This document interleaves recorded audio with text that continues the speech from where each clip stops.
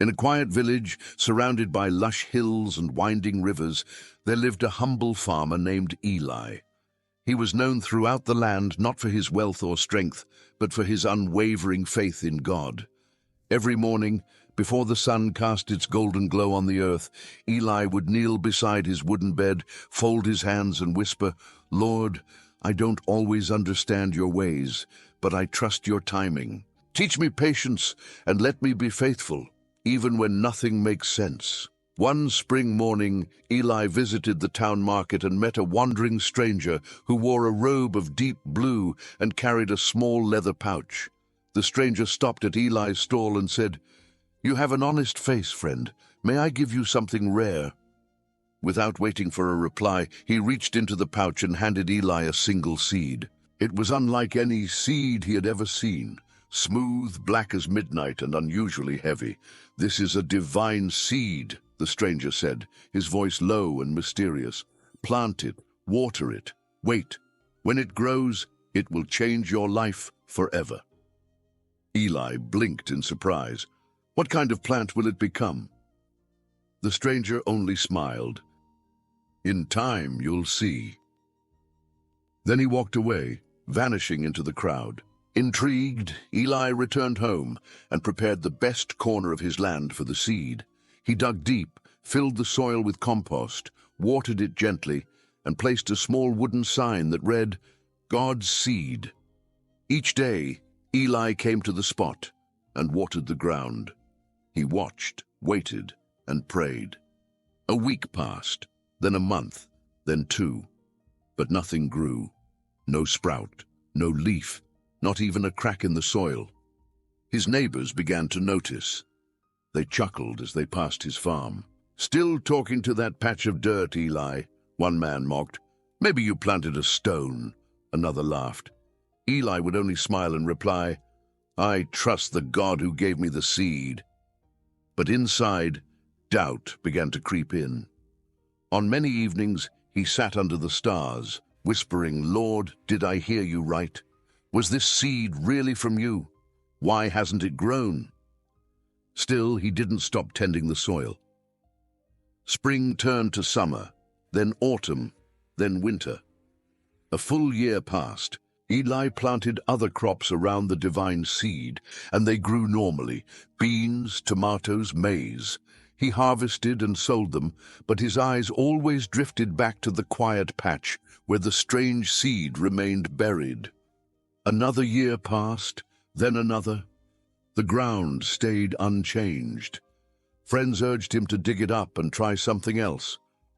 "It's foolish to keep waiting," they said. "God helps those who help themselves." But Eli replied, "God told me to wait, not to give up." In the 7th year, something remarkable happened. One morning, Eli rose early and stepped into his field. As he approached the old patch of soil, he froze. There, piercing the earth like an emerald flame, was a tiny sprout. Tears filled his eyes. "You remembered me, Lord," he whispered, "after all these years." The next few weeks were breathtaking. The sprout became a stem. The stem shot upward with unusual speed. In just 2 months, it grew taller than every other tree on Eli's farm. Its leaves shimmered like gold in the sunlight. Its branches stretched wide, and its roots dug deep, anchoring it like a mountain. Soon, the tree began to bloom. Its flowers glowed with a heavenly fragrance, and then came fruit unlike anything Eli had seen before. Juicy, golden, sweet beyond words. People traveled from neighboring towns just to taste it. Some wept after one bite, saying it cured their ailments, lifted their burdens, gave them peace. News spread quickly. People called it the Tree of God. One day, a royal messenger arrived at Eli's farm. "The king requests your presence," he said. "He has heard of your miraculous tree." Eli was led to the palace, his heart pounding. The king, a stern but thoughtful man, asked him, "Tell me the story of this tree."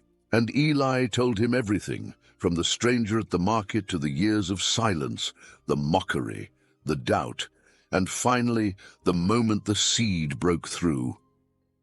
The king listened quietly, then asked, 7 years of nothing. Why didn't you give up? Eli smiled gently. Because faith is not proven when things grow fast. It's proven when they don't grow at all. The king was moved. He stood and declared, let it be known that Eli's tree is a national treasure. His land is now protected, and he shall be my advisor on patience and faith. Back in his village, people now gathered around Eli not just for fruit, but for wisdom. Children sat at his feet. Elders listened to his stories. One boy asked, why do you think God waited so long before the tree grew? Eli thought for a moment and said, sometimes God plants things in us that take time to grow. If he gave us everything instantly, we'd never learn trust.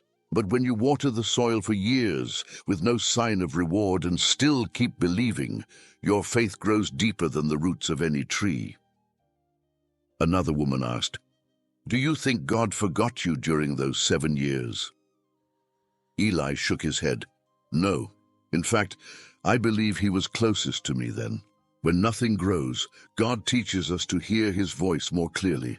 The waiting was part of the blessing. One morning, years later, Eli was tending his tree when he saw a familiar figure walking toward him. It was the stranger in the blue robe.